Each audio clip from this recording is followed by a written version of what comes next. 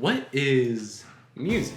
Now I know we all know what music is. I mean, it literally surrounds us all the time. And especially in these COVID times, music is used more than ever. Helps make us feel safe, happy, or inspired in a time where it's hard to get those outside comforts. But why does music affect us like this? And how is it all tied to math? To learn this, we have to go back in time a little bit, or a lot of it, all the way to around 500 BC. You see, during this time, there lived a Greek mathematician named Pythagoras. Yes, the same Pythagoras that we all know and love from geometry class. But what most people don't know is that Pythagoras actually spent most of his life coming up with a theory of music.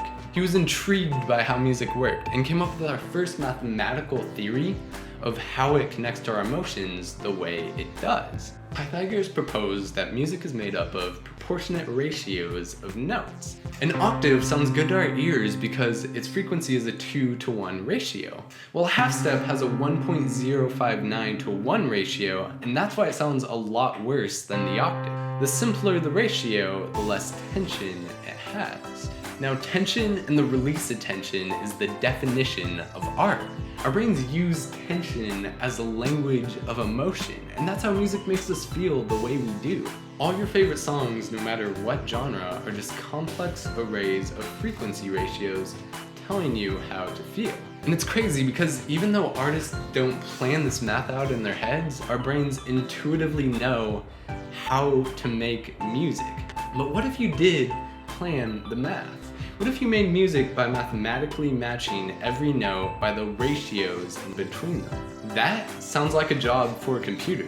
So in the quest to prove Pythagoras right, I made a program that does exactly that. I named it Songwriter Studio, and the music you've been listening to throughout this entire video is the end result. So how does it work?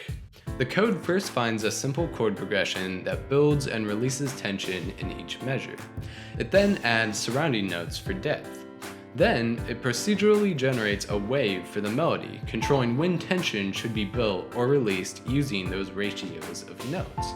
And bam, it's a code that creates music. What I find amazing about this though isn't the code, or even Pythagoras' theory. It's how math literally controls everything around us all the time, from astrophysics to how music interacts with our brain.